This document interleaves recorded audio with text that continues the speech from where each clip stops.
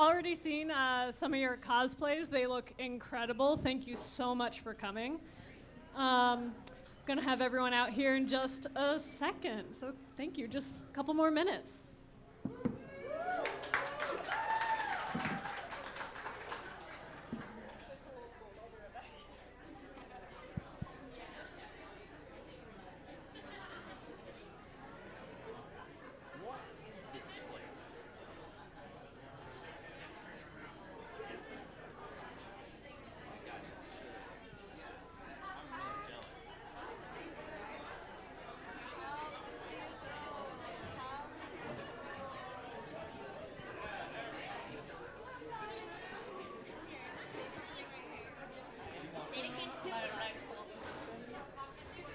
That looks super comfortable.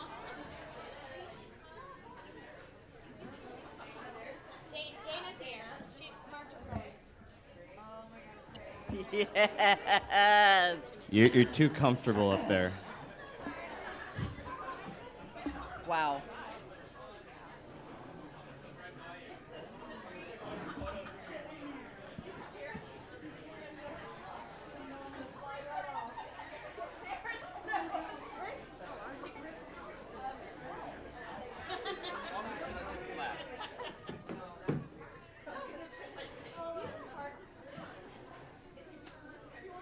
I'm just gonna like. Is it just me? Here, wait. Do you want to trade? I have a different chair. I'm putting one leg down. Yeah. I'm glad you're filming this. I was like, I haven't taken my chair down. Hold your hand. Cheers. Is everybody not sliding off their seat? Excuse me. You look I just very realized this is what I've comfortable. been waiting for my entire life. Yes. Welcome, everybody. Woo! Thank you so much to Requiem for putting this together. I heard Grom Night was a blast. And thank you all for being here and making the journey, whether you're near or far or whatever. Thanks for liking this weird show and still caring. We super appreciate it. I'm going to introduce some people that probably need no introduction, but we're going to do it anyway. At the very end of the table, we have the most amazing Eden Regal. Eden is the voice of Basha. Eden is the voice of the fairy that will eat your skin.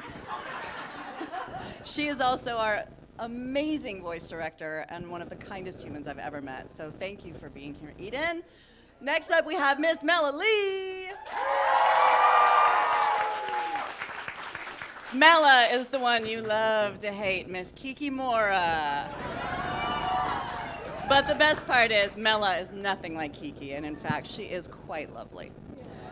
Up next, we have Avi Roque. Avi is everyone's favorite Bard Coven leader, Rain Whispers.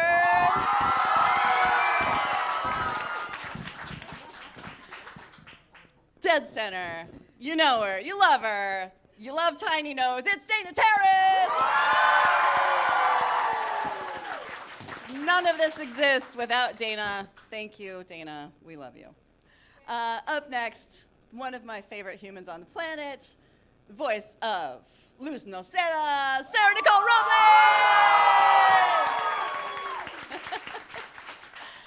Next is her amazing mother, but not IRL, Elizabeth Grosjean.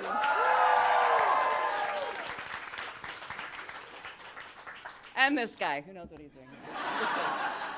I'm the Lastly, voice of this Hexside school bell. Ah! the voice of your favorite tiny titan and my favorite birdworm, Woo! Alex Hirsch.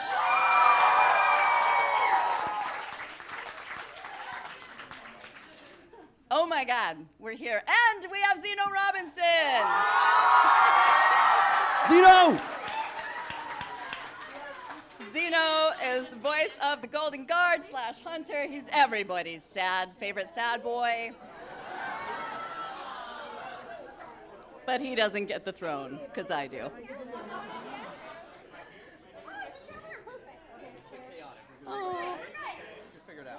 got waffles. He's got waffles. Hi. Good to see you. I would give you a hug, but I literally don't know how to get out of this thing. I mean, it's Try not to we're manspread. besties now.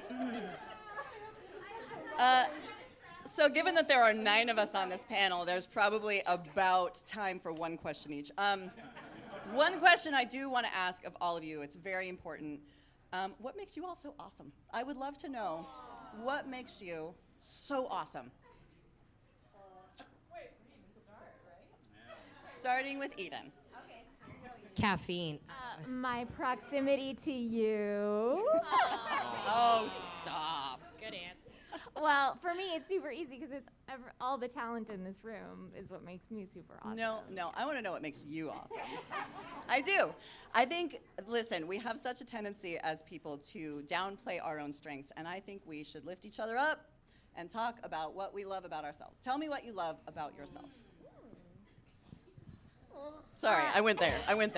Wow. It got real deep. Okay. Therapy. How much do you charge per hour? Boy, this is making me more emotional than I'm comfortable with. I'm sorry.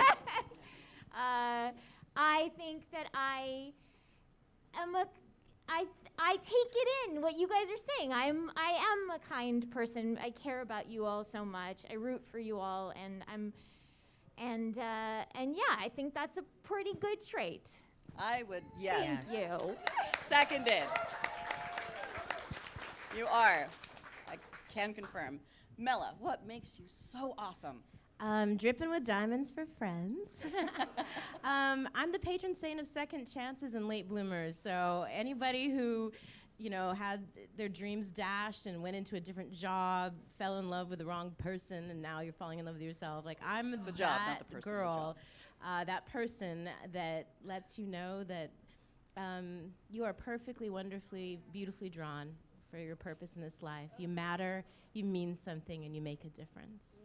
Do you hear that, birdworm? You're perfectly drawn. Avi, Okay. lovely. What makes you so I think wonderful? I'm going to say my heart and compassion and my desire to want to give back and give others things that I did not have growing up and be that light and be that sense of hope. Yeah, so that's my thing. Well done, you. This got a little more real.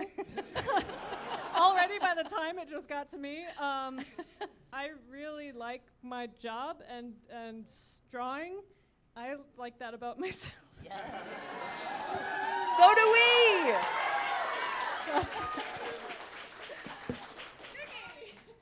Sarah, Nick? I thought you were prepping for so much more. Okay.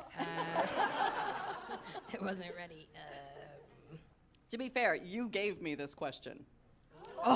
It was a joke. I was gonna say I'm toxically good looking, endlessly charming. She was asking me what questions to ask, and I sent real questions after that. I know. But I thought this one was valid. What do I like about myself? What was the question? Why? What makes you What so makes me awesome? awesome? Yes. I'm very succinct. I don't know. I don't know. I'm very humble. And you're welcome. So. Are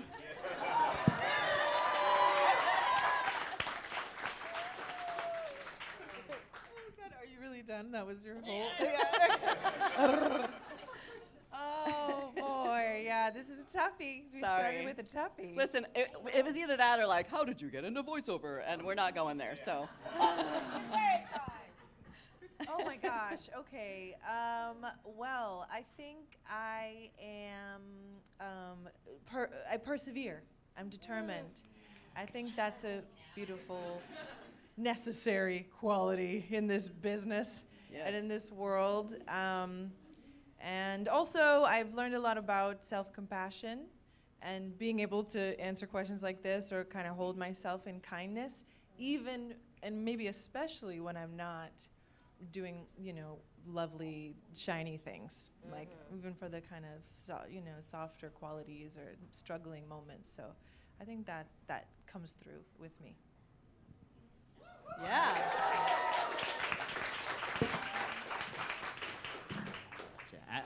So you're asking actors to compliment ourselves? I sure am. You're welcome. Oh man, I mean, so the actor part of me is like, oh, I can do that, but the writer part of me is like self-loathing, so they're like battling each other. I'm a good whistler. I can whistle. I'm a Let's good hear it. friend. Let's hear it. Me too. Let's have a I whistle. refuse. I will not. Oh, You just have to imagine it. He's Things, like, only um, for money. Sorry, I put you on the spot. Gosh, things I like about myself. I think I'm a good friend, and I like that I'm currently not dead. I'm so into that. Enjoy Cheers it while to you that. can, everyone. I will drink to that. Cheers to not being dead. We're all not currently dead.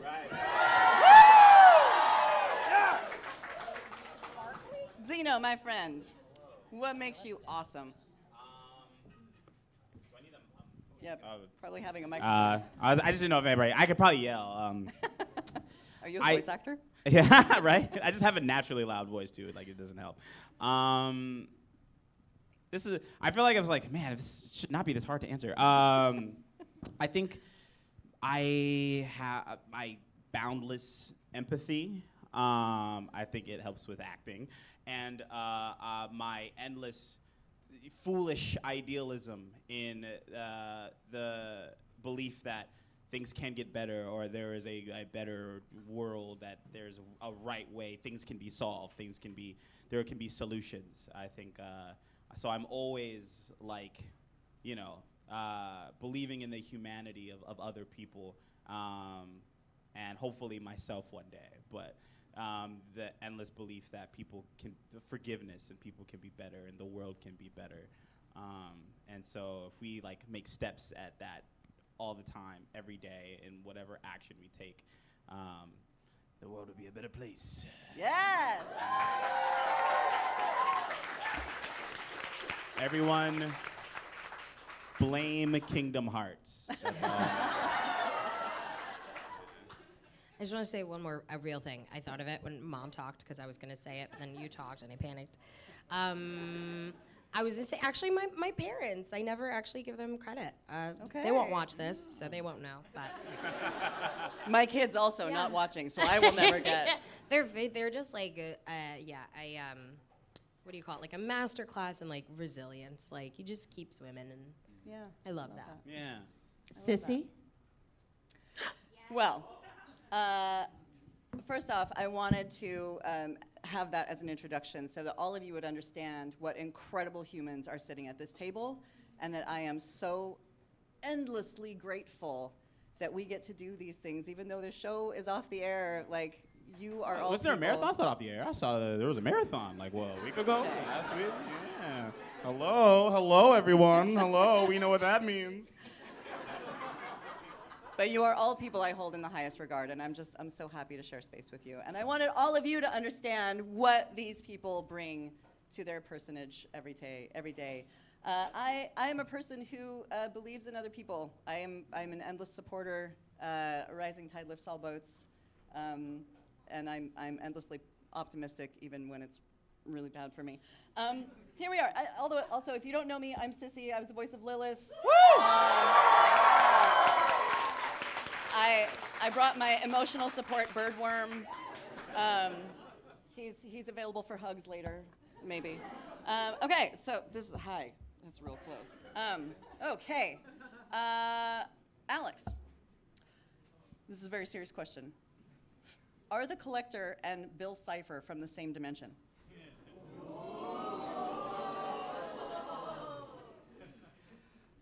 Let's see. The Bill Cipher's from my brain, and the Collector's from Dana's brain.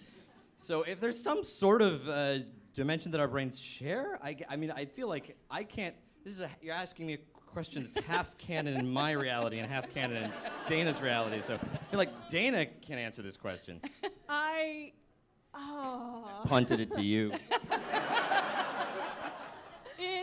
my head canon, because that's what it is at this point, is the collector in his boundless exploration of space and wormholes and whatever may else be out there, God only knows. Maybe he came across a weird-looking Dorito thing and went, and flew off. And maybe it was a Dorito. Maybe it was something else. Who can say? Who can say? You're in our imagination now. It's up to you guys. I will never not see a Dorito from here on in forever. Okay, one more question for you, Alex, before I move on. How are you and Hootie the same, and how are you different? We're exactly the same in every way. I knew it! This is the most true-to-life character I've ever played.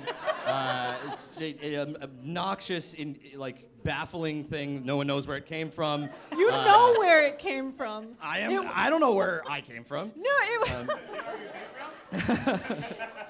When two people love each other. You guys are gonna learn a lot today. Hoot!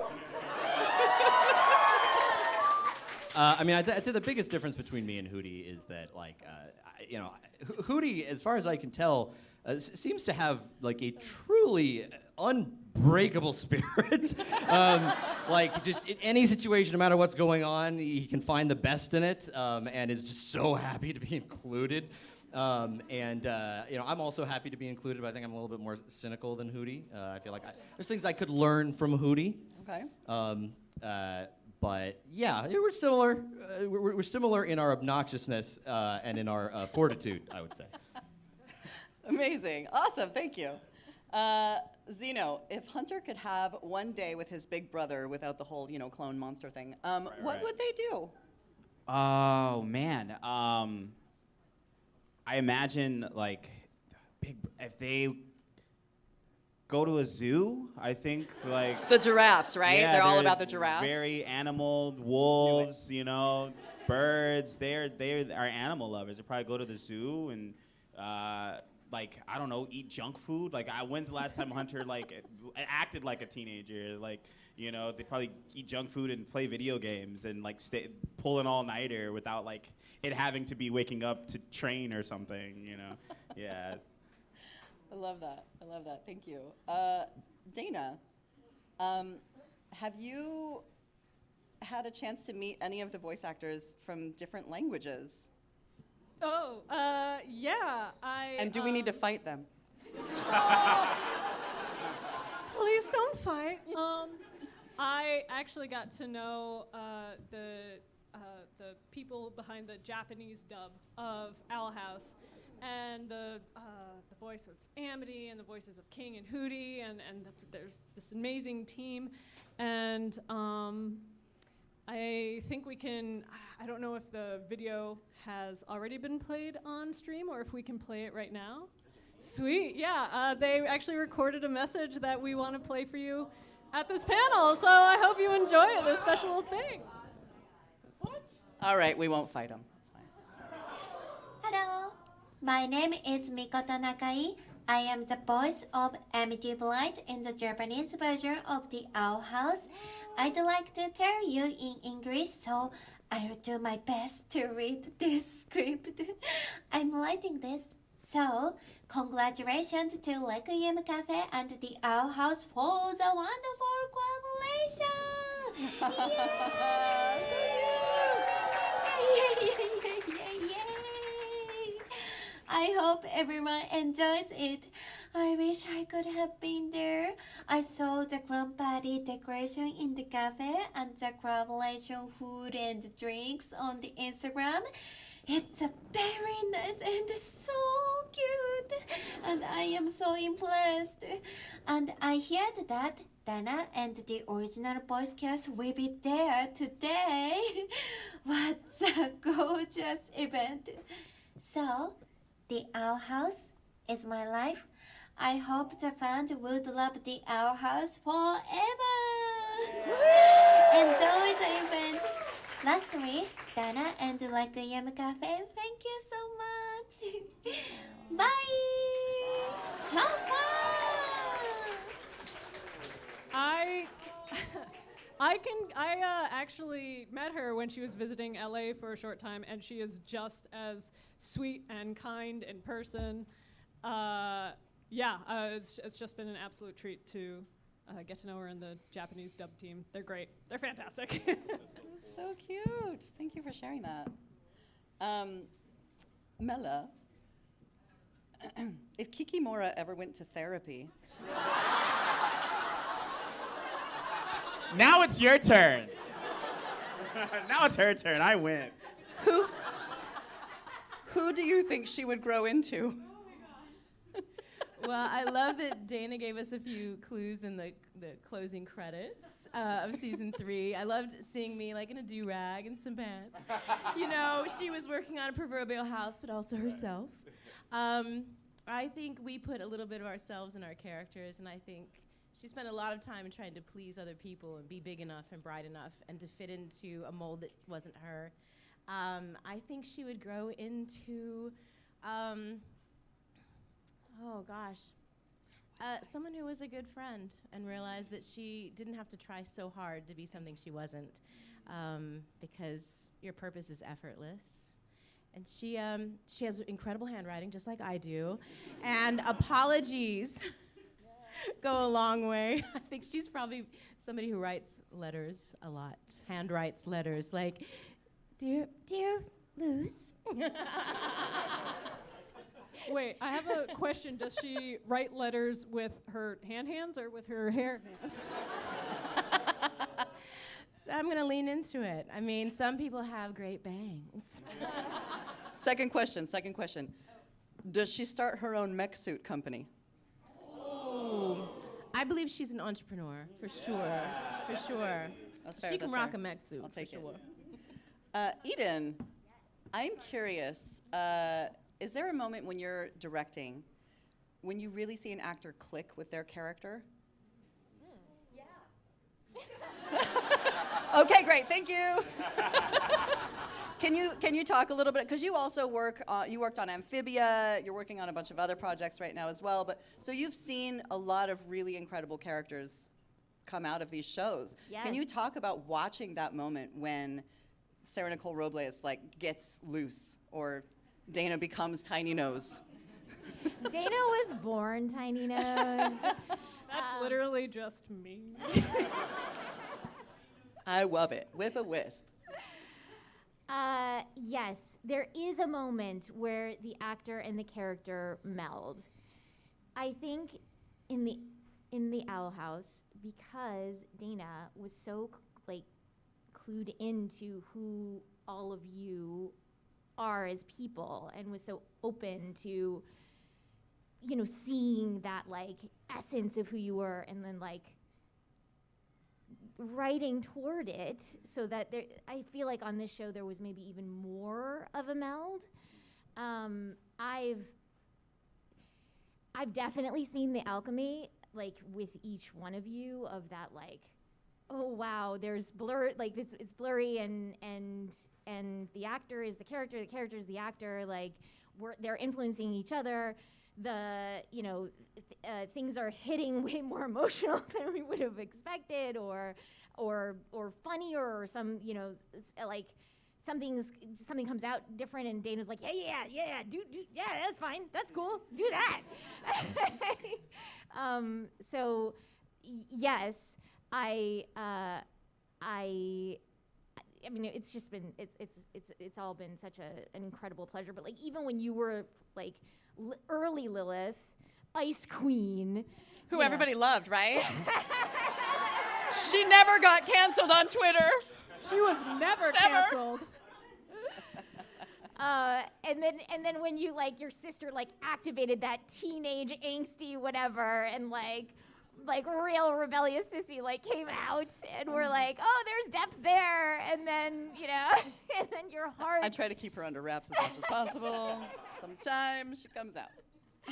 And then your heart and your compassion and your kindness dovetailed and guided the character to her redemption journey, and it's just one example. But by the end, I feel like all of us were such bloody messes all the time, with tears running down our faces. But because we like felt like this connection to each other and the characters and everything. And like if I played Elizabeth for Nikki, like Elizabeth's because we don't record in the same room together. But if I could if we had recorded Elizabeth's, side of the scene and like we could play that for Nikki, and Nikki would like hear Elizabeth's voice and just go down something really like deep would click in with her, and then we were then the emotion just like takes over, and the scene it's just like even more amazing than you could have expected. So, yes. Second question. Oh God. If Basha had kids, would she be a dance mom or a minivan mom? Inquiring minds want to know. Wait, why not both? Like. Amazing. Thank you. Elizabeth, I'm curious where you drew inspiration for Camila. Oh, Camila. Actually, directly from my mom. Yeah. Okay. Yeah. As soon as I got, I remember the audition, and I read it, and it was very sweetly written. A lot of the things that Camila says are very sweet and loving, but I played against that, and instead of doing everything like, oh, baby, I made look. I love you, but you gotta get it together. Because look, they're gonna send you to school. You have to go to summer school. You're gonna have to go, like that kind of vibe. I know that's not Camila's voice, but you get the idea. And that's how my mom was. And that's how all the moms that I know were. That growing up, it's like this mix of tough love, and then a little sweetness when you need it, and a slap when you need it. And I think that's what makes a great mom. So I always talk about that when I talk about Camila, how much she was inspired by my mom. I love that. And what would her talisman be?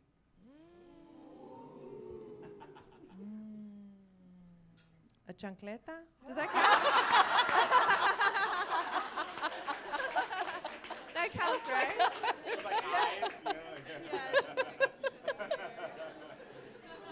And it's on a staff, so it's that much scarier. It's just Yeah, I can just. I am deceased. Stick it R.I.P. on me. people. Oh my God. Avi. Avi, can you talk a little bit about what your experience has been being trans and non-binary in this in this industry? Yeah, for sure. Well, first I want to start by saying this was my first voice acting job for an animated series, and you crushed it. Yeah. Did they not crush it? Thank you. But I do want to speak on that because the way I got the audition was the breakdown didn't say anything about they are non-binary and they are this and they are. It literally said every characteristic, in fact, an essence of this character using they them pronouns. So it was so subtle, but that is just commendable of saying how a breakdown can just not make a big deal about being trans or non-binary, and that's what I loved was Rain just existed in this world, and Yes. it wasn't it may have been the nucleus, but it wasn't everything about being that identity in the series. So that, great. This is just examples of saying how this was a beautiful experience. And I don't know if you remember this, but there was a time where we were in the recording studio, and I think the engineer misgendered me and said he, something, something, something. But Eden, you popped in, you were like, they. And it's I remember that because that's how I feel very supported in this world and in this industry, but just in general as a human being, when I have those support systems. So this is just saying this experience truly was a dream come true, and it sets the bar for the rest of my hopeful jobs that I will get. Yes. Love that.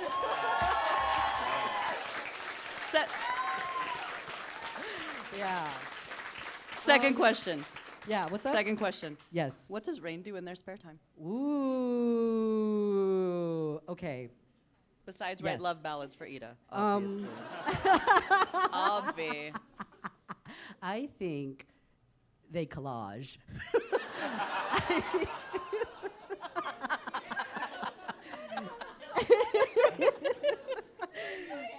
They collage. Yeah. And I think they really love going for walks in nature. Okay. Yeah. And yeah, just being a sweet little bean. The end. Okay. And scene. Wait,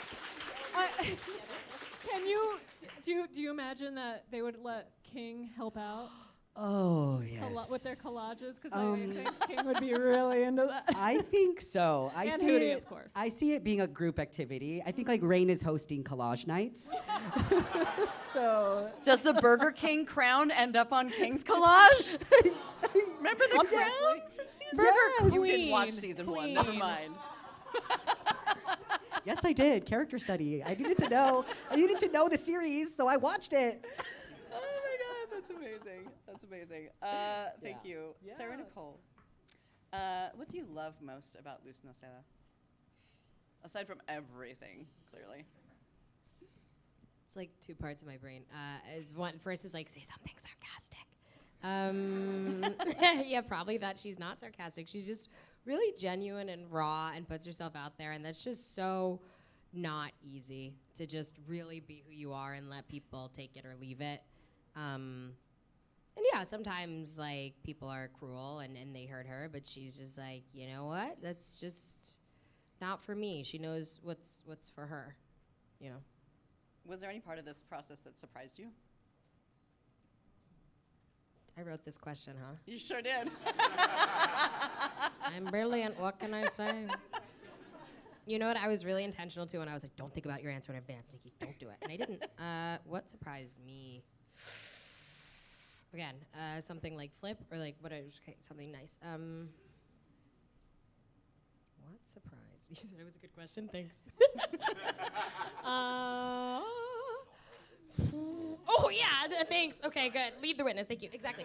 I had honestly, I was like trying not to be flippant in the beginning. I was just like, who knows if this is gonna get picked up. Just the fact that we kept going and that all of you guys are here, that was alarming. Like truly, I remember they were like, make your like Instagram public, and I was like, do I even have an Instagram?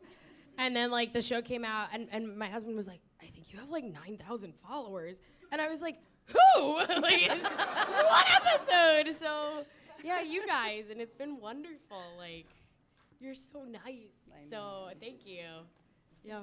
It was true. I remember we some of us met at the rap party, like pre-COVID. Was it pre-COVID? Yes. Was it? Oh, you mean the launch party or the premiere party? Premiere party. Premiere party. Yeah, Thank you. at the bar. Yes. Yeah. And I was like, oh my God, you're the voice of Luz. I'm the voice of Lilith. Hi. And we were like, She scared me. Yeah, I was like, hi. Okay. Thank you for that. Lightning round. What do each of you think your real life talisman would be? This comes from Hansonette on social media. What do each of you think your real life talisman would be? Hammerhead shark. Dope. Let's go. Toothless from How to Train Your Dragon. So basically jelly bean. Okay, got it. Mine's always a dog. I've answered this question a couple times. It's always a husky. It's always a husky dog. I love dogs. The dogs are like my people. Yeah. All right. Hummingbird. Walk. Okay. Okay. Alex, Avi, Mela, Eden. Penguin. Penguin. Okay. Blue dragon. I love lizards because they're beautiful in their own way. Octopus. Okay. Very multifunctional. Maybe a buffalo? I feel like a buffalo. A tiny one somehow. Small enough to fit on a stick. You know, one of those. This thing doesn't fly. Mine's the honey badger, for anybody that's keeping track. What was the inspiration for King's design? Ben a Minute asks this question. What was the inspiration for King's design? Honestly, how did Kikimora end up with like a thing on her head and like the jacket? I'm so curious. Thank you for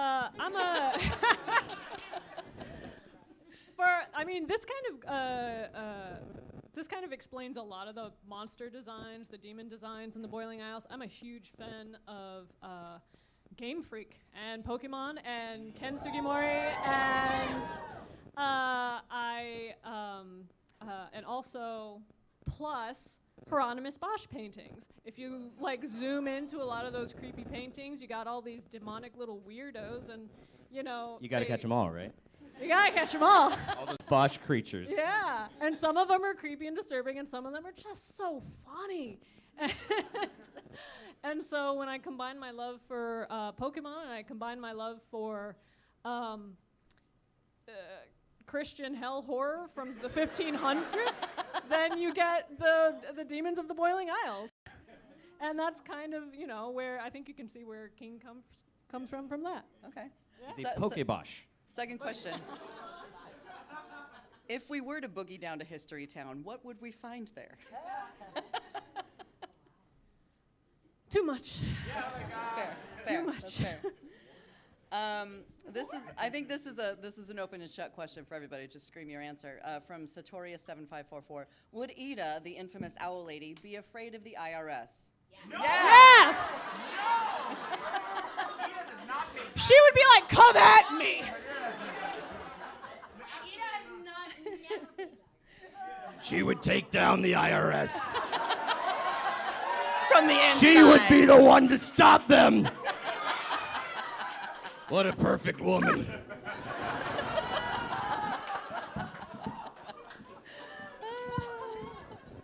Okay, and then I have, wow, Grunkle.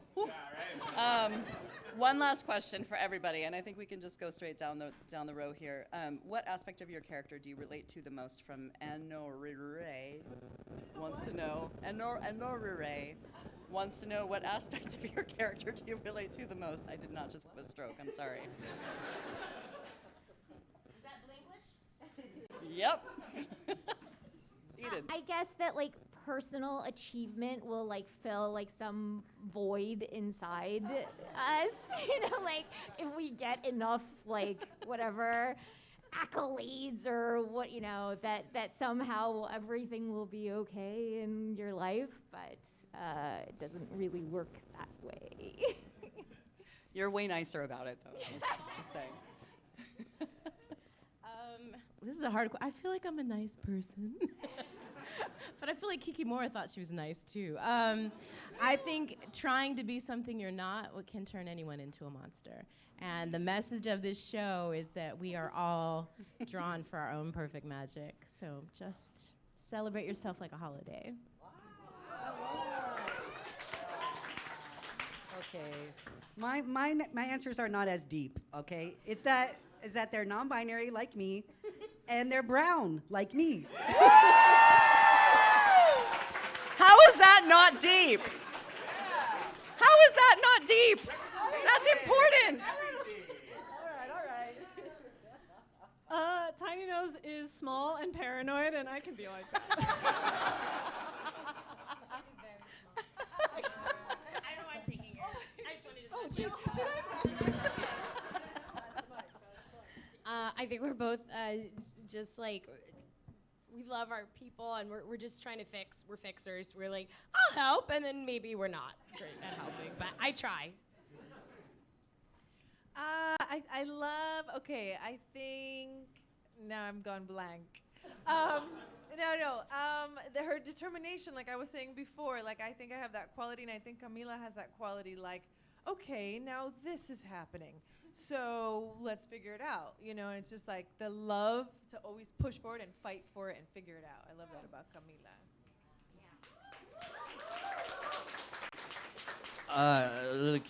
King and Hootie.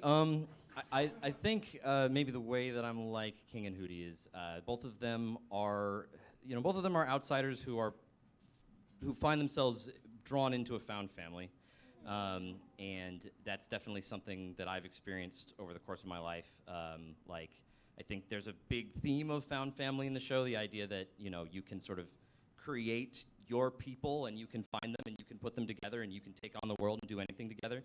And so, in this miscellaneous bag of strange creatures, this owl tube and this little Pokemon guy. It's Birdworm. Yeah, the birdworm. I'm like, oh yeah, I'm him. That's 100%. But I probably relate most of all to the Hexside School Bell because Wait, high can school. we get it one more you time?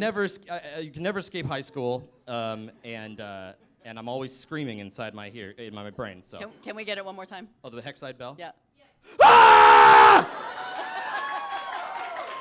You may now move through the hallways. I think, like, in a lot of ways, Hunter is like a kind of a physical manifestation of my own sort of like darkness. You know, he had said something once in the show where he was like, oh, we don't want to like let down, we don't want to disappoint the people who think that we're special. And I was like, it's so real. And it's like that's the kind of person I am. Like I used to like sort of find my worth and how special other people thought I was. You know, so I would do anything for them, and if I hurt them, it would be all my fault, right? And like it was like I can't let this one person out of everyone in the world who finds value in me, I can't let them down because of that. And like how it's sort of like I would do anything for the people who believe in me and who believe, yeah. And so he's just got to figure out like the right people believing in him, and that was his whole thing. And so like, and he had to deal with that, and I've had to deal with that in my own personal life as well, by finding the things that actually like love you for who you are, right? Like Flapjack, right? And so like, you know, and Luz, and then his found family, and those are the people who care about him in a healthy way, right? So I think like in a lot of like his growth, I was growing with him at the same time, and so I'm forever thankful for Hunter for that. If I could get up, I would give you a hug, but I literally don't know how to get out of this thing. I like the throw. I would have went. Throne issues. I would say, not that anyone's asking, but I'm asking myself the same question. Yeah, I'm asking. I also started in a job that was not right for me, and I was a giant square peg in a giant round hole, and then I just went with the nerdness of it all and ended up where I'm happy. So. Yeah. Embrace the nerdness. Yeah. Go where you're happy. All right, we have time for one more question that I think is a good one, and then we'll do Q&A. And I don't know how you guys want to organize Q&A. I'll just grab a mic and bring it around to whoever has the best questions. Please don't trample anybody. We'll be gentle about it.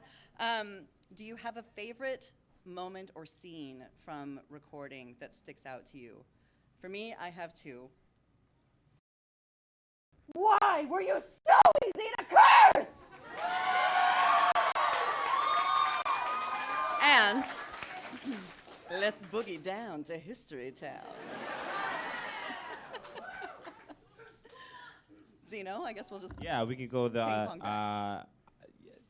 I always kind of return to the moment of, and thanks to them, when Luz calls Hunter family and he is overcome with emotion. And we just loved making Hunter like go through things, and like we just loved making him like even Dana was like break him more, and I was like yes, you know.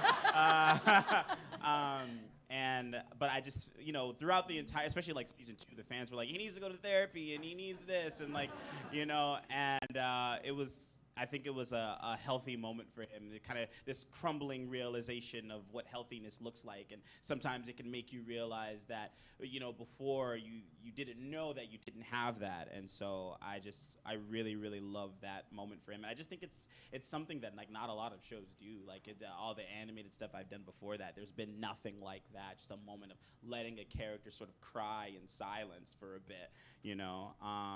And I just think that was like, I don't know, I think that was just a really, really powerful scene. And I think it was a really powerful character moment for Hunter that I, as his actor, had wanted for him for a really long time. I was like, when is he gonna deal with this trauma? He's all, you know, he doesn't have time. You gotta save the world, and you gotta, bad thing happens, you just gotta keep going. And so like, he finally had a moment to sort of deal with that. And I think I'm so glad we were able to do that. So, yeah. If it makes you feel any better, he was not crying in silence because all of us were crying with him. Right. My God. Just weeping openly. That was a beautiful scene, though. Like, I think that scene, like, honestly, just ripped people You know, how, apart. there's something you need to hear from somebody else that you've never heard before from anyone, and like saying like, oh, your family too. How crucial that is. Like for his family was horrible. I'm getting to weepy him, right now. You know, right? Yeah. Like it's like when you're like you wish someone would ask what's wrong so you can cry, or like it's like, oh, I care about you, I love you. When you feel nobody cares about you or loves you. I think that was him, and he was doing his best to like protect everyone, and he felt personally responsible for Bellows. Like that's huge, and for someone to support you and not blame you and like and show you love that you've been like needing your entire life, like with the Grimwalker thing. It's just like I could go on for hours about the psychological breakdown of like Hunter and why that was important. But I think sometimes all you need is someone to like tell you belong, and that's what that was for him. It was interesting in the writing of that scene actually, because when you give the script, sometimes it has very dry explanations. Like they go downstairs, they think it's going to be super spooky. They open a cupboard and it's just possums, and then Hunter. To be fair, possums are scary. Yeah, they're scary. How dare! Little angels. But in the script stage, they were like, "This is a really long script. You're going to need to cut a lot of stuff, and we think this scene, like, nothing happens in this scene." And I'm like, "No, you don't understand. Yeah. So much happens in this scene." So it was almost cut for time, but we were able to convince them, just wait till it gets to boards, wait till you see the acting, wait till you hear Zeno, like, just trust us. And then by the time they saw the boards, they saw the purpose, everyone was like, so, yeah, very happy when we ended keeping it. Yeah, same. It was a beautiful scene. The question was, are our most memorable or our favorite or? Your most favorite. Like, do you have a most favorite memory from working on this show? Gosh, I mean, it was always really fun. I think it was very uniquely fun recording the episode where Hootie first is apparently now best friends with Lilith.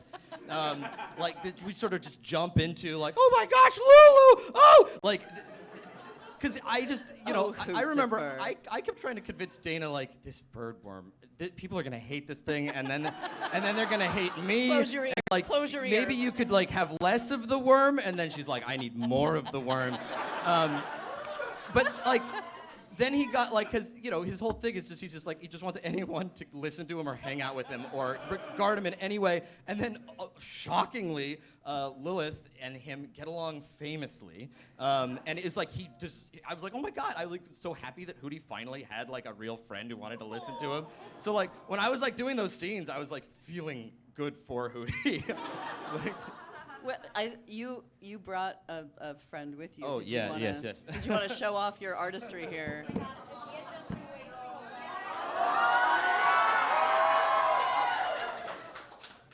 Finally, someone who tolerates me! Hoot! I love you!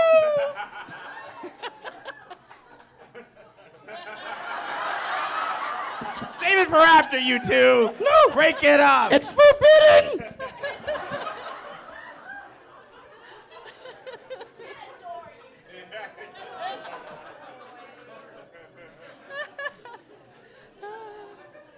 Oh my God. How does one follow that? Okay, the first thing that came to mind was the scene in the rain. Oh, right? So good. Yeah. The scene in the rain. Are there spare tissues in the house, please? With Camila and Luz and the beautiful writing and them like really connecting and understanding each other, apologizing, which is so beautiful, and I feel so rare between, I mean, at least in my experience, between like mother, child. So it was just very profound and evolved, and it was always surprising to me when I would do a performance and then I'd look over at Eden and she'd be sobbing. I was like, okay, like, wow, we cry in here. Easy did good. Make her cry more. Yeah. So that was beautiful. And then I also just love like anytime Camila gets to get up to bat for Luz, when she gets like kind of hood and she's like, take this mama to the demon round. That kind of stuff. That was my favorite. Oh my gosh, I don't know. Yeah, all my I was like, my favorite moments are not happy. Like, or rather, those are happy, but like the ones I did were there was like a lot of drama. But it's such a gift to be able to do that in an animated series. Like usually it's like, I'm gonna punch the bad guy. All right, everything is over. Like to actually have a chance to get like your teeth into History Town is just. There's like so many. That was definitely one. Like a big one. I was like, Dana, this is really good. So good. I read it. I was like, this is something. You're gonna go places, kid. Sad. Also, when Flapjack died, I remember like. Don't you dare. So I was like in the booth and Dana was there that day and I was like, Dana, please take me. And she's like, well. And I was like, oh shit. This show is wild. I don't know. They're all fun and wild. I don't know. We did them through COVID too. Those were wild. Yeah. I loved Emo Loose. She really got me through things. I don't know. I can't. Yeah, all of them. Well, I mean, you were in every episode, so I imagine it's hard. Only to the good ones.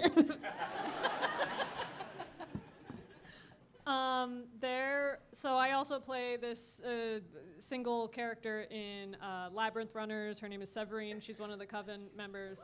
And she, at the end of the episode, she goes, I quit!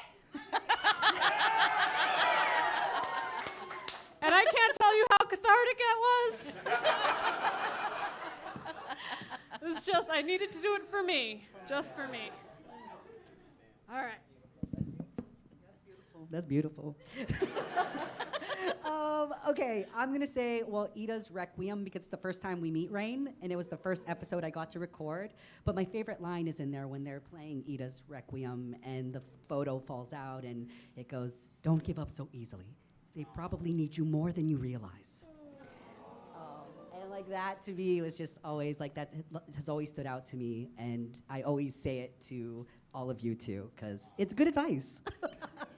And then in season 3, I think getting to like see what my voice or acting stuff could do and stretch myself, where I got to do like a fusion of like Bellows and Rain, and kind of kind of like play with that voice and everything like that. That was really cool, and I'll always remember that. So yeah.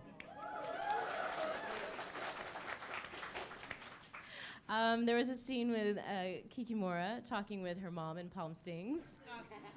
And we realized that we choose the love we know. And so like she's in the situation where she's trying to impossibly make her mother happy and Bellows happy. And I love that you've given her like some dungarees at the end, so we know that maybe she's got a new timeline.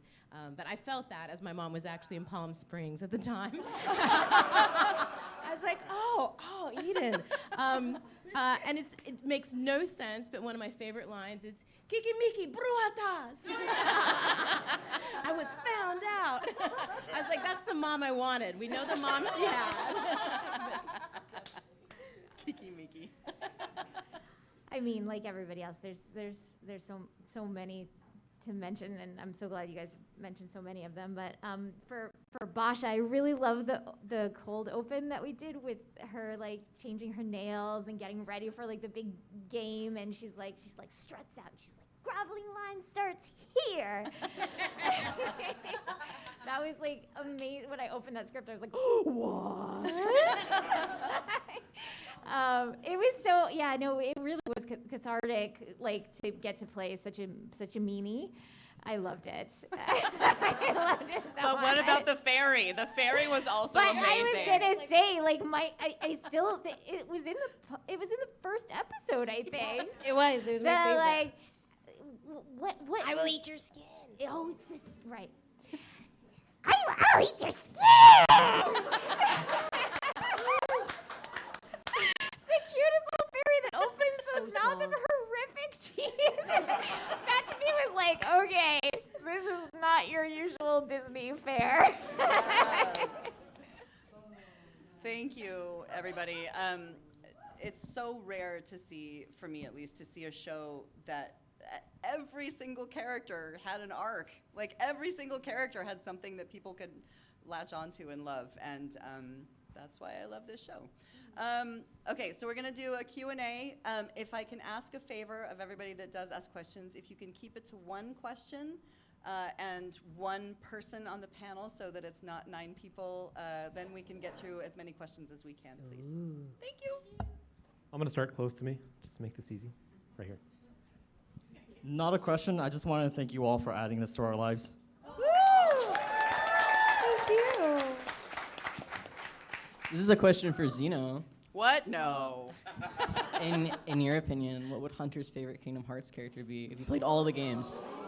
It's for sure Roxas. I mean, like, they're the same guy. They're like it's for sure Roxas. He'd be like, that's me. I feel Sora's too happy. Okay, question for Dana. Are you working on any more projects, like any more stuff? I can't say. This is a question for Dana. Do you have any plot lines that were possibly cut that you were for time, possibly?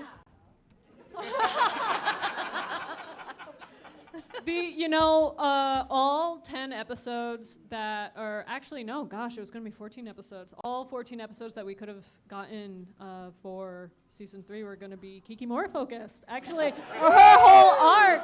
No,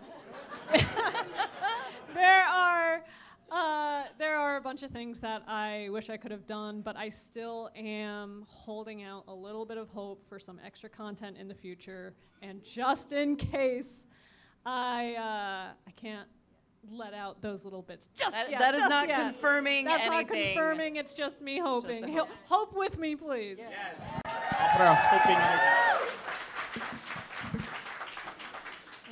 Hi, I'm all the way back here. Hello. This question is for Dana. So I'm currently an animator, and I want to do something similar to create a show. And so I was just curious if you could talk a little bit about how you found your own creative voice with the Owl House. Like, was it like before, during school? Was it like during the Owl House you were kind of figuring out? Was it like, have you still feel like you haven't really found it? Just like, yeah. I actually do feel like I'm still figuring out my creative voice. I think it's something that many artists are constantly searching for, even if they make something like as close to what they wanted as possible. The thing that ends up on paper or on screen will never 100% be what you are thinking of. I don't know a single artist that looks at something they've done and you could consider it a masterpiece, beautiful, perfect, and they'd be standing there like, if I could just change that. And that's how I feel when watching, the show. And I love the show, but I'm always like, it's an important journey for every artist to search for their voice, and the lucky ones do find it. But if you feel yourself constantly searching for it, know that that is normal. That is part of the creative process. Sometimes it stinks, but sometimes it means you come up with some beautiful experiments and solutions to creative problems. So good luck to your animation journey.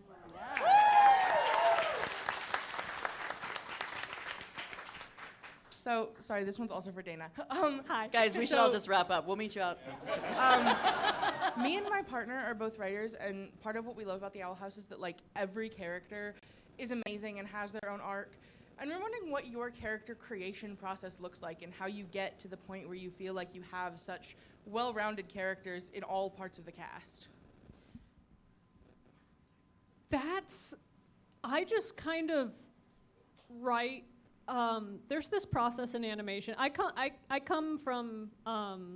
to writing as I would go to animating something. So in animation, if you're animating, you can either do key poses, the big story beats, what's going to happen here, here, here, or you can animate straight ahead where you kind of have an idea of what you're doing, but you're kind of making it up as you go. And that's not to say we were making up Owl House as we went, but we had our big story beats, but in between, if it felt like, oh, it doesn't feel like we're fleshing out this character enough, let's do something here. Oh, we want to do something here, let's do something here. And we were constantly challenging ourselves to surprise each other. If a character was coming off one way for a couple episodes, we were like, what if we learned something about them that changed our perspective on them, whether for good or for bad, if that helped us get to the end goal of what we were planning. But it's a mixture of surprising ourselves, having fun with the characters, and also just allowing ourselves to go with the flow.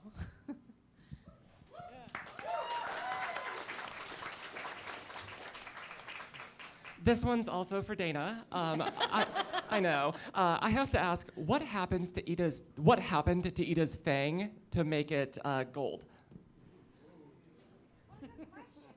It is, and there's an answer, and it's one of those unexplained storylines that I wish. I know. She got a grill. Sorry. That would make such a good comic someday. Hi, this is for Dana, Alex, and Eden.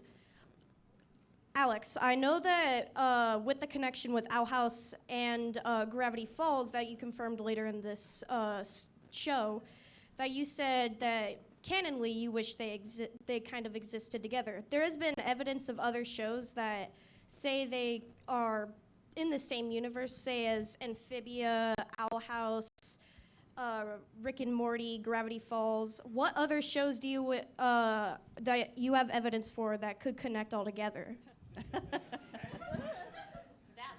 I mean, shows are made up. We just We're make all them friends. up. And then if you got a friend making a show, you're like, hey, want to connect our made up worlds with like a sentence? And they're like, yeah, let's do it. I mean, I do. When I was growing up, I sort of imagined that there sort of almost was like our world, and then there's this sort of world of fiction and world of ideas, and that they all kind of coexist together. And when you have a bunch of toys and you line them up, in your bedroom, they all do share a world together.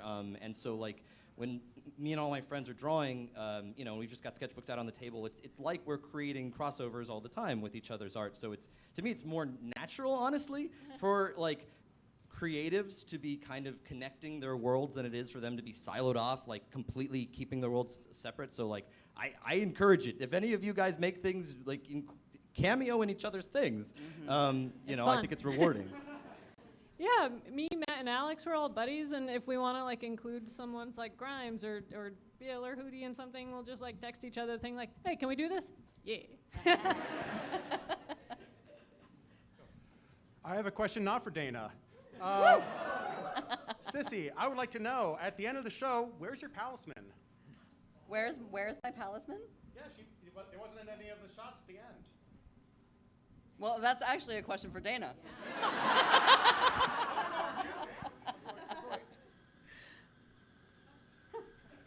Was Mike's socks just left by the wayside when she became a I would harpy? have bet money that he's there.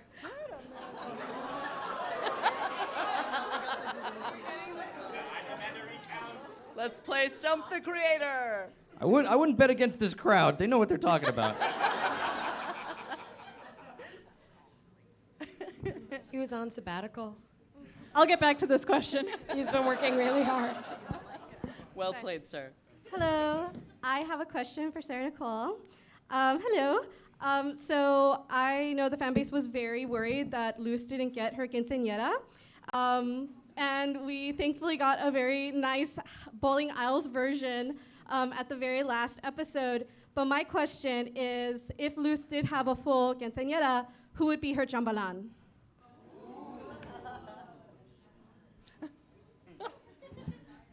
I wasn't prepared for this question. I don't know. What are the requirements? Give me like. Got it. And it wouldn't be Amity. We're saying it can't be Amity. I'm not saying it can't. She want her girlfriend there. Escort of honor. Mom's gonna be there. It's Lilith. Oh, no, I think it's Hootie. I think she would like throw Hootie a bone because it'd be really important to him. It would be really important to him. Okay. Thank you. That was so fun. Mike Socks is holding the camera for the last shot.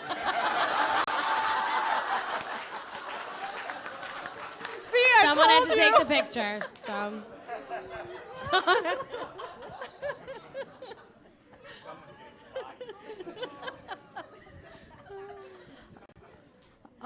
This question is for Dana.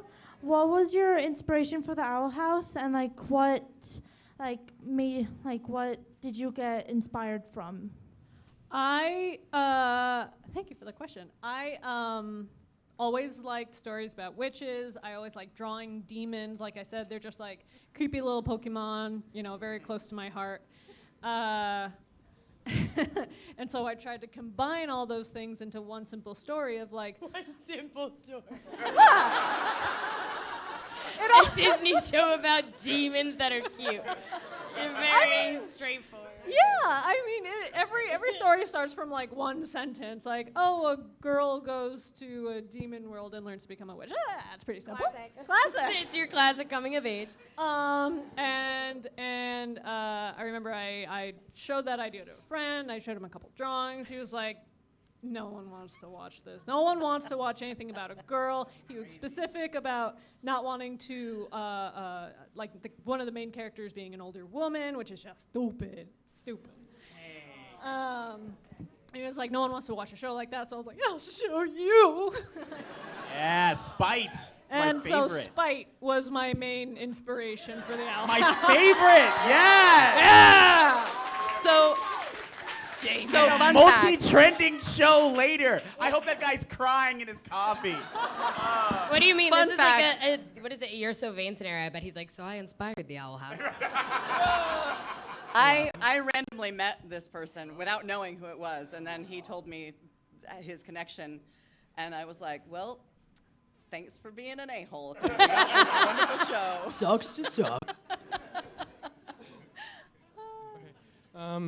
Hello. This question is for Dana. The Coven heads. If there was more time, when do you think that? What do you think their personalities would have been like?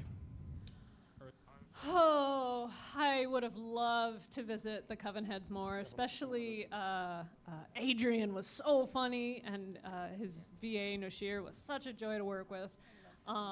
But we also had Hetty Cutburn, the head of the Healing Coven. We had a plan with her. We were going to have a cool battle, dreams. Vitimer as well. What would their personalities be? Hetty would have been stoic and silent and scary. So our plan for her was that she was the scariest amongst the Coven heads, and probably the only one Bellos would kind of give a side eye of I don't know about that one. Everyone else I feel like I can control or dupe or manipulate, but Hetty, gotta keep an eye on her.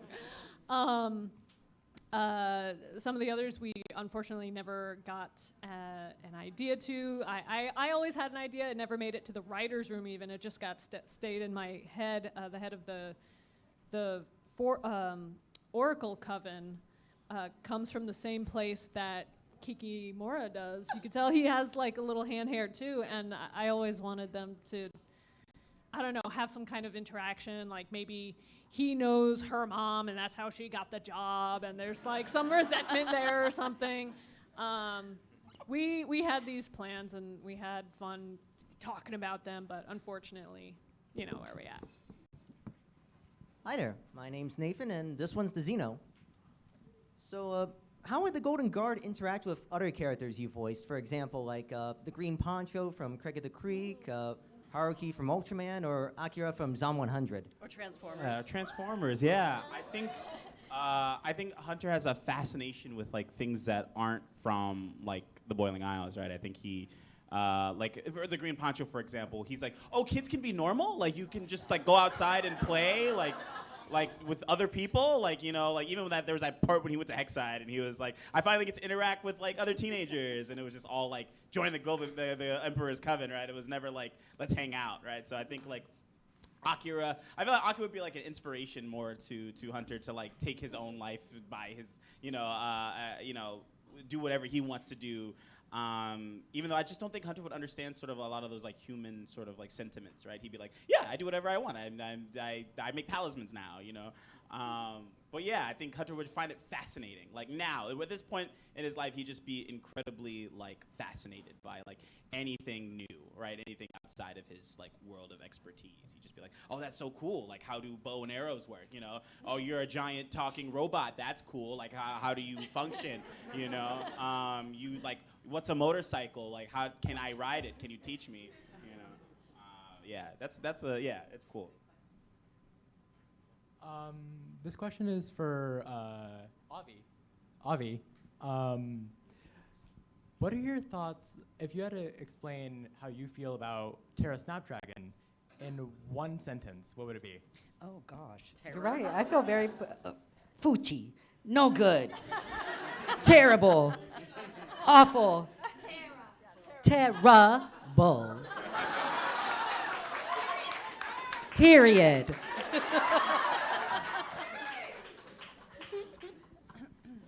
This is for all of you just briefly because I think you guys know that you have inspired a generation, not only of kids, but also us adults. If you had to say your favorite line as in your actor's voice for the character, what would it be briefly, each of you?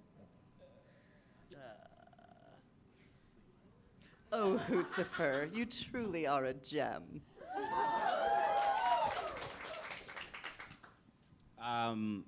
Actually, the favorite thing that Hunter's ever said, he's never actually said it. I really wish he got to say it, so I'm going to say it for everyone, and it's, thank you for finding me. You didn't say that? Yeah, he never said it. It's just on the tombstone. He It's carved just it into the tombstone. He never said it. I know, tragic. About those tissues. Oh, Zeno. I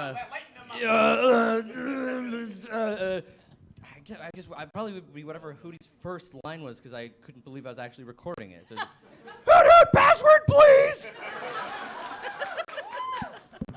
I'm a huge fan of Peek-a-Hoot. That's my favorite. I love Peek-a-Hoot. When you're talking about the tea party with the security guards, that's like my favorite scene. Well, after he's decimated. Yes. Okay, this might be kind of random. I gave you guys a line earlier, but there's this other line that's just like coming up to my mind right now, and it's when Camila changes direction mid-sentence, and she's trying to go along with something Luce is saying, like, yeah, okay, and then she just all of a sudden goes, yeah, you know what? I don't have enough imagination for this. I love that. I like this is the Bellows? Was it Bellows? Oh, yeah. This is the Bellows you were talking about? That one always has me dying. I don't know. I always like that, this isn't the PG fantasy world I always dreamed about. 'Cause, I felt that when she saw the fairy and she's like, this is awesome! It's not awesome. One of my mantras is like, I'm a ding-dang witch! Like, just gotta remind yourself sometimes. So. Also, meow meow. Oh, meow meow. When Dana was like, this is, and I was like, I know what this one is. I get this. Trust me. So I'm also King's Squeak of Rage. Alex has a very deep voice, so we needed some I couldn't help. do it with my manly voice. So I came in and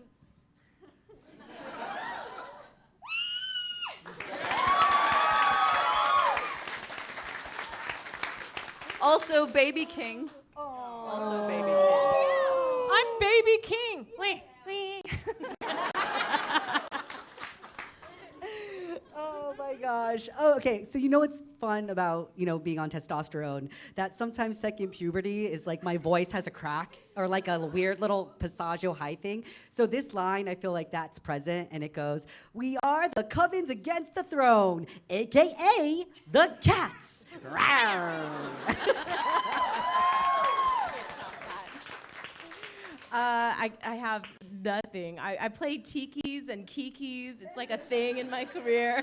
They're all kind of small and odd, or dragons. But I sometimes always sign. I always think that Kiki Moore would have had an arc where she'd be a little more mellow. But know your power. Own your strength. You are made of magic and miracles.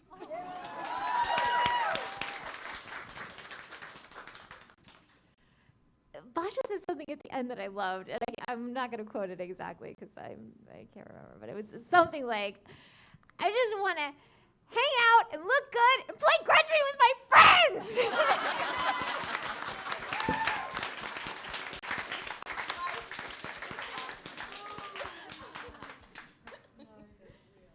We can do a couple more. Yeah. Okay, so this is my question for Alex. What is your process in coming up with voices for your characters, or do you just try to scream into the mic every chance you get?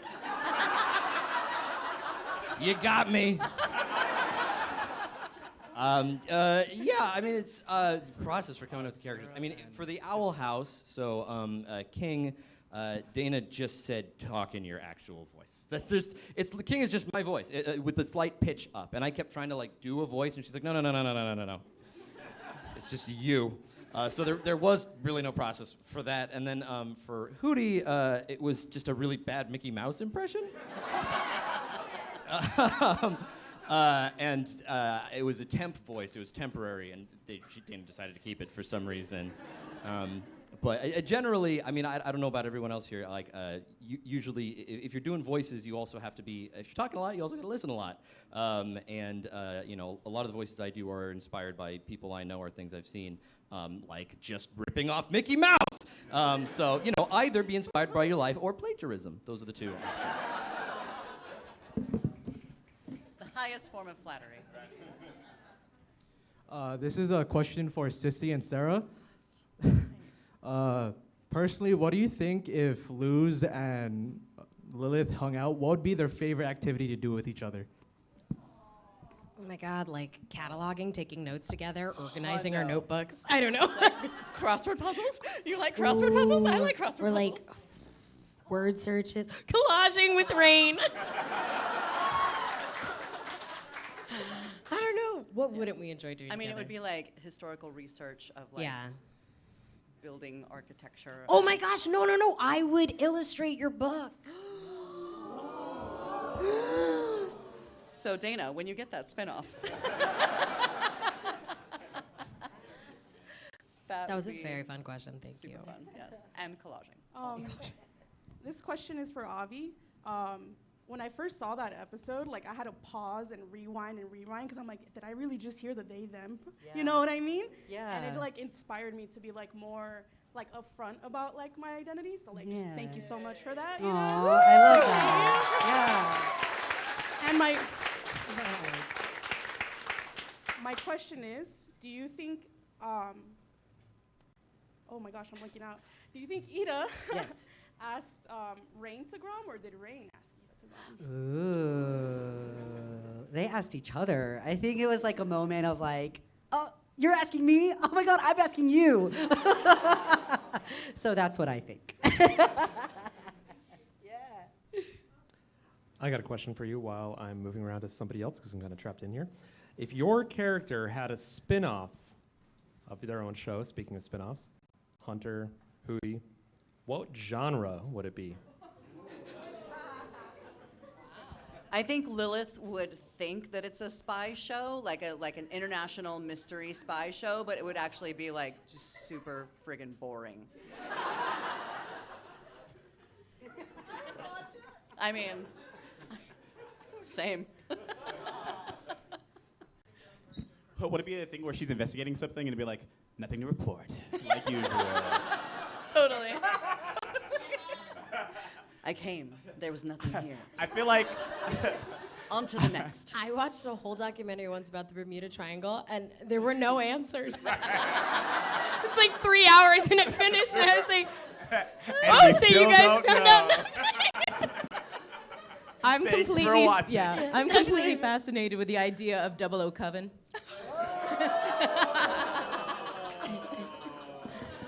You're gonna bring on the laughing asthma. I think Hunters would be the actual spy show. I think. Oh, Yeah, I yes. think it would be like going back and like seeing any more golden guards in the world, if there's any more left, or like removing all essence of Bellows. You know, I feel like he would do that because he's always like self-aggrandized. You know, always like, I've got to make sure it's all gone. You know, like so yeah, his would probably be like the actual spy show, like uncovering some kind of plot. And they would show right after one another. Yeah, right, right after. It would happen concurrently, right? It would be like, like a little just miss it, right? Like,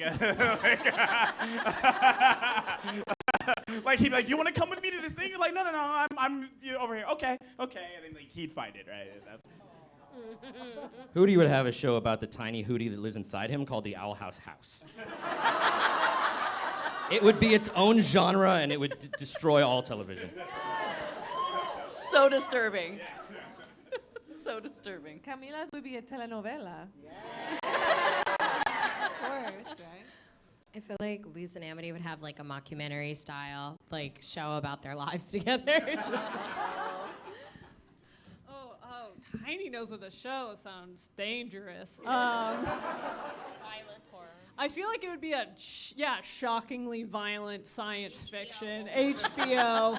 It would be like every episode is an hour and a half long. Everyone dies every episode, but she's not the main character or anything. She just appears in the background sometimes, like. How did I get here? I think it would be like a Rada spinoff. So I think like a nice rom-com, and I think it would be called Heartstrings, which somebody's thought of this. And wait, Heartstrings is actually, it's a Rada fanzine out there. So just throwing that out. Oh my gosh. What is the Owl House version of YouTube where Kiki Mora is like, she does tarot? Which tube? Which tube? Basha's got her own reality show. It's Grudge-Be Moms. Wait, what did you say? Grudge-Be Moms. Grudge-Be Right? Oh my God, it writes itself. By the way, I just need to say that, Sissy, you always need a dragon throne wherever you go. It just fits. Thank you. I've been waiting for this my whole life. Are we ready to? Okay. I'd love to ask this to all of you guys, but just to Dana. When you first started this project, how does that compare to what it is now for you? Like, did you ever think it would have this big of an impact? Nope.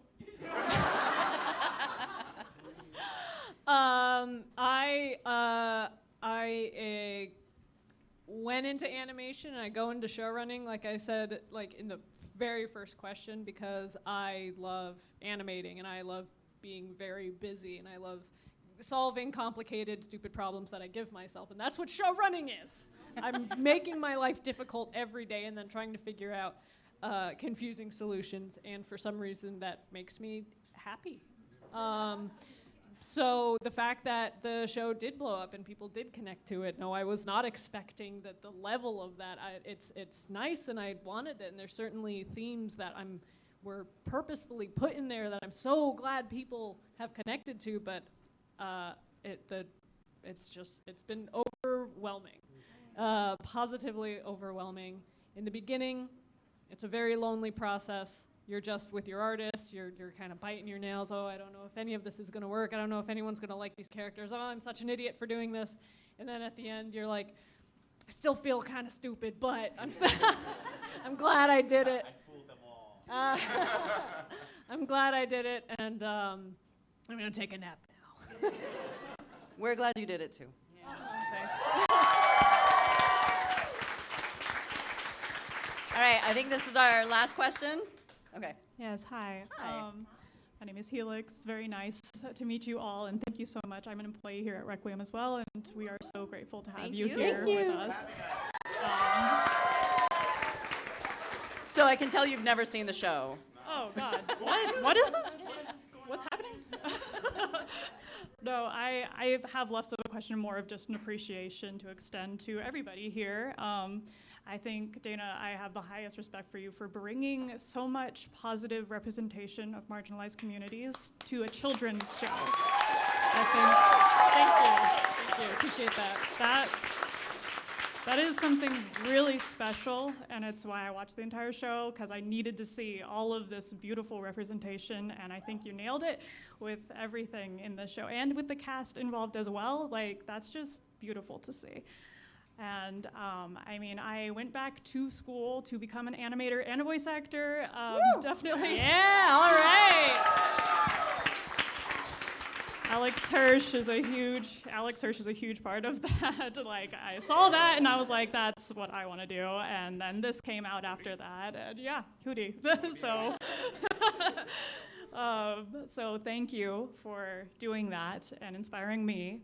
And my question was going to be, like, what advice would you have for students like me who want to be a voice actor, who want to be an animator? And it can be just one person if you have one piece of advice that you feel, especially for moments in which we are struggling and feel like you can't do it. Always follow your gut. Yes. Like, as weird as it is to say, but like, your body knows when you are drawing something you love and writing what you love, and when you hate something. Like, you can physically feel it sometimes, and the more in tune you are with your gut, the more you can say, like, I don't want to go down this path. I want to make the tone of my project or this character more this way, and the more you can follow those inclinations, the more confident you are in what you're making. So that's my advice. Thank you. As far as voiceover stuff, like, the exact same. Because if it's not for you, that's okay. Like, as wonderful as we all are, we all aren't playing every character in the show. So, like, just bring you to it. And if that's right, it'll sing. And if it's not, dope. I can't wait to find who it does. So, like, just keep, we all want to quit all the time. It never stops. It's normal. There's never, like, an it. It is never. So it is, like, you have it's riding the roller coaster, so just take care of yourself personally, and that will shine when work time comes. Can I also, I usually do this at the beginning of panels, but I forgot. The cosplay. Oh my gosh. Yeah, beautiful.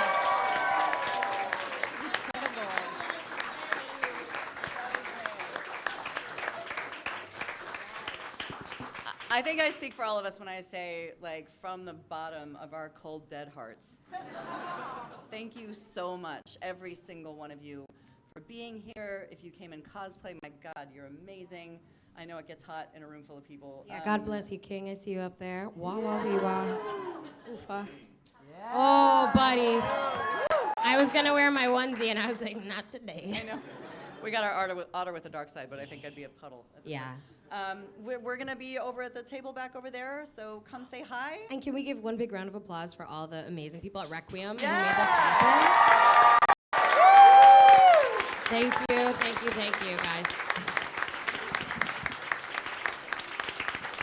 And now I will try to get out of this throne. Wait. Can you take a picture of me? I already got one. You did?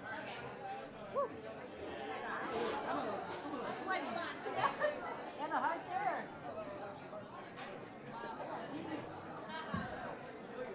I do. Get in here.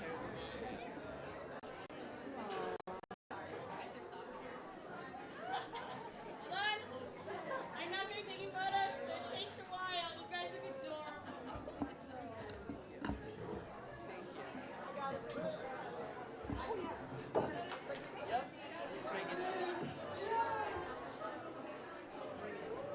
Cushion with me.